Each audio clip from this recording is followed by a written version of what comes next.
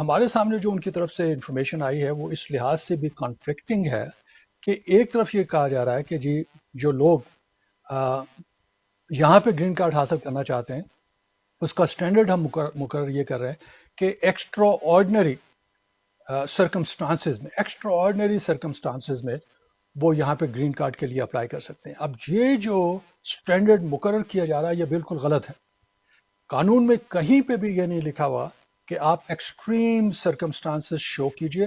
مثال کے طور پہ اگر میں مثال دینا چاہوں تو یہ کہ خدا نخواستہ کسی کی فیملی میں جو ہے بہت بڑی ڈیتھ ہو جاتی ہے یا ان کے لیے واپس اس لیے نہیں جا سکتے کہ وہاں پہ کوئی ایک ایسا معاملہ ہوتا ہے کہ اگر وہ واپس جاتے ہیں تو ان کی لبرٹی اور ان کی لائف جو ہے وہ خطرے میں آ جاتی ہے.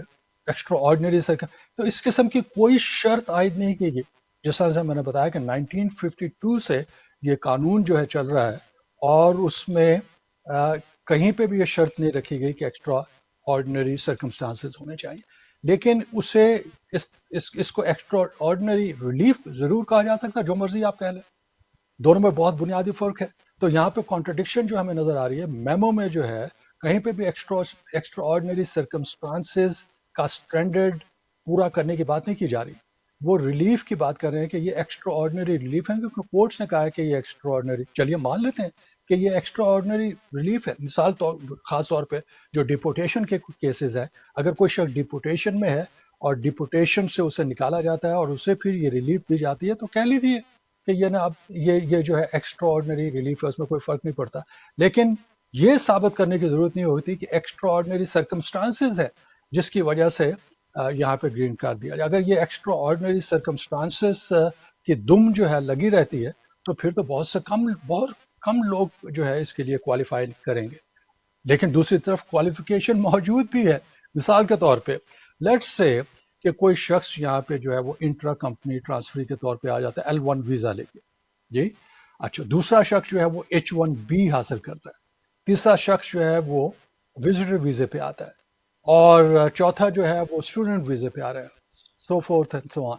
اچھا, اب ان میں سے دیکھ لیجئے کہ کچھ لوگ ایسے ہیں کہ جنہیں ڈوئل انٹینٹ ثابت کرنے کی ضرورت نہیں. مثال کے طور پہ جو L1 ہے انٹرا کمپنی ٹرانسفر ہے یا H1B جو پروفیشنل ویزا ہے, انہیں یہ ثابت کرنے کی ضرورت نہیں ہے کہ جناب جس وقت ہمیں یہ ویزے دیے گئے تھے اس وقت ہماری انٹینٹ یہ بھی تھی کہ ہم وہاں پہ ٹیمپریری طور پہ جائیں گے اور اس کے بعد پھر ہم گرین کارڈ کے لیے اپلائی کر دیں گے. اگر ان کی یہ انٹینشن ہوتی بھی تب بھی انہیں روکا نہیں جا سکتا کیونکہ ان کے پاس دو قسم کی انٹینشن, ڈوئل انٹینٹ ہو سکتی ہے.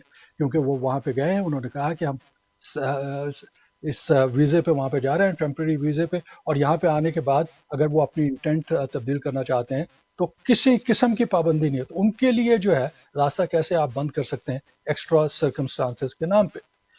اصل پرابلم جو ہے وہ میں آپ کو بتاتا ہوں کیا ہے. یہ جو نان امیگرینٹ ویزے یہاں پہ لوگ آتے ہیں چاہے امپلائمنٹ کی بیس کے اوپر ہے یا فیملی بیس کے اوپر ہے. مثال کے طور پہ جیسا میں نے آپ کو بتایا کہ B1 یا B2 کے لوگ یہاں پہ موجود ہیں. جس وقت آئے انہوں نے کہا, جس وقت انہوں نے انٹینٹ ظاہر کی, جس وقت کانسلیٹ میں گئے کانسلر آفیسر کے سامنے, تو انہوں نے کہا جناب ہم سیر و سیاحت کرنے کے جاتے ہیں یا پھر اپنی دوستوں کو ملنا جا رہے ہیں, فیملی ممبرس کو ملنا چاہ رہے ہیں. کچھ لوگ جو ہے وہ میڈیکل علاج کی وجوہات کی بنیاد پہ بھی B1 یا B2 ویزا لے سکتے ہیں. اب یہ ہے کہ ان میں سے کچھ لوگ ایسے ہیں کہ جنہوں نے انٹینٹ تو یہ ظاہر کی کہ جناب ہم ٹیمپریری طور پہ جانا چاہتے ہیں, لیکن ان کے یہاں پہ آنے کا مقصد کچھ اور تھا کہ وہ یہاں پہ گرین کارڈ حاصل کرنا چاہتے ہیں. اس کی واضح مثال جو ہے وہ شادی کے کیسز ہو سکتے ہیں. اور میں نے بہت سے ایسے کیسز دیکھے کہ لوگ جو ہے بیرون ممالک سے آ رہے ہیں, ان کا مقصد یہ ہے کہ یہاں پہ آ کے شادی کریں گے, لیکن ان کے پاس وزٹر ویزا ہے اور سوٹ کیس بھرے ہوئے ہیں انہوں نے. برائڈ کے جو ہے وہ ویڈنگ کے لباس ہیں اور اس میں دلہے کے لیے برائڈ کے لیے جو ہے گفٹ لائے گئے. تو اب اس قسم کی اگر انٹینٹ ہے تو یہ یقیناً فراڈ کے زمرے میں آ جاتی ہے, اور اس قسم کی صورتحال میں یقیناً امیگریشن سروس جو ہے وہ سوالات کرے گی, اور سوالات کرنے کے بعد اس قسم کے ایڈمیشن وہ نہیں دیں گے. انسپیکشن کر لی لیکن ایڈمیشن نہیں دیں گے, ملک میں نہیں آنے دیں گے. لیکن بعد میں اگر ایسا کوئی قدم لیا جاتا ہے جس کی اطلاع امیگریشن سروس کے پاس موجود ہے تب بھی اس کا رزلٹ یہ ہوگا. لیکن کچھ کیسز اس میں سے ایسے ہوں گے کہ جس میں واقعی لوگ جینونلی یہاں پہ آئے اور ان کا مقصد جو تھا وہ نان امیگرینٹ ویزے کے مطابق جو ہے عمل کرنا تھا اور اس کے بعد انہوں نے واپس جانا تھا. لیکن پھر کچھ ایسے سرکمسٹانسز پیدا ہو گئے کہ جس کی وجہ سے وہ نہیں جا سکتے تھے, اور اس عرصے میں جو ہے وہ کئی برس گزر گئے, اور وہ شخص جو یہاں پہ انسپیکشن کے ذریعے, ایڈمیشن کے ذریعے, پیرول کے ذریعے آیا تھا, اس کی انٹری لیگل تھی. لیکن قانون اس میں یہ کہتا ہے کہ اگر لیگل آپ کی انٹری تھی اور اس کے بعد اس کی میرج جو ہے وہ امریکن سٹیزن سے ہو جاتی ہے تو اسے ایڈجسٹمنٹ آف اسٹیٹس یہاں پہ ملے گا, جو قانون ہمارے پاس موجود ہے. کہیں نہیں کہا گیا کہ ایکسٹرا آرڈنری سرکمسٹانسز ہوں گے. لیکن امیگریشن آفیسر جو ہے وہ یہ دیکھ سکتا ہے کہ اس شخص نے یہ پیٹرن جو ہے تبدیل کیوں کیا ہے, اور اب جو انہوں نے ہدایات دی ہیں اس میں اور سختی ہے. وہ یہ دیکھنا چاہیں گے کہ جس وقت کانسلیٹ میں گئے تھے تو اس وقت کیا اسٹیٹمنٹ دیا گیا تھا, اس کے بعد پھر جس وقت یہاں پہ انٹر ہوئے ہیں اس وقت کیا اسٹیٹمنٹ دیا گیا ہے, اور اگر شادی کی بنیاد پہ وہ شخص یہاں پہ گرین کارڈ حاصل کرنا چاہتا ہے تو کتنے عرصے کے بعد وہ اپلائی کر رہا ہے. جس طرح سے پہلے میں نے بتایا کہ اگر کوئی شخص نان امیگرینٹ ویزے پہ آ جاتا ہے B1 B2 پہ, اور یہاں پہ آنے کے بعد 3 ماہ کے اندر شادی کے لیے تیار ہو جاتا ہے اور شادی کر لیتا ہے, تو پھر اس میں ایک ریبرٹیبل پریزمپشن ہے. اس میں امیگریشن سروس پہلے بھی اور اب بھی یہ دیکھے گی کہ یہ انٹینشن جو تھی شروع سے تھی یا کچھ حالات ایسے ہیں کہ جس کی وجہ سے ہوا. لیکن اس میں بڑی سختی ہو جائے گی. یہ دیکھ لیجیے آپ, جس طرح سے میں یہ شروع میں بتا رہا تھا کہ اس میں ایڈجسٹمنٹ آف اسٹیٹس کے کیسز پہ پابندی نہیں ہوگی, لیکن اس کی پروسیسنگ میں جو ہے وہ بڑی سختی ہوگی اور بڑی باریکی سے دیکھا جائے گا کہ اصل حقیقت کیا ہے.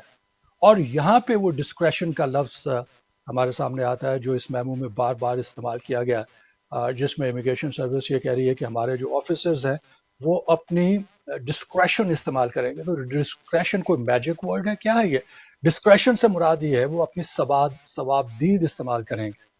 اس سے یہ مراد نہیں ہے کہ کوئی امیگریشن آفیسر جو ہے اپنی ذاتی خواہش پہ عمل کرتے ہوئے ان کا کیس اپروو کرے گا یا ڈینائی کرے گا. اس میں ذاتی مرضی نہیں ہے, اس میں ذاتی خواہش نہیں ہے, بلکہ ڈسکریشن سے مراد یہ ہے کہ اگر آپ اس کیس کا انالیسس کر رہے ہیں تو سب سے پہلے یہ دیکھیے کہ آپ اپنی سرکاری حیثیت میں اس عہدے کے مطابق اپنا آپ امیگریشن آفیسر کے طور پہ اسے دیکھ رہے ہیں, اور پھر قانون کے مطابق آپ ڈیسیجن کر سکتے ہیں. مثال کے میں آپ کو ایک دیتا ہوں, وہ ثوابدید سے مراد یہ ہے کہ ججز بھی ثوابدید ڈسکریشن استعمال کرتے ہیں, ایڈمنسٹریٹو آفیسر استعمال کرتے ہیں.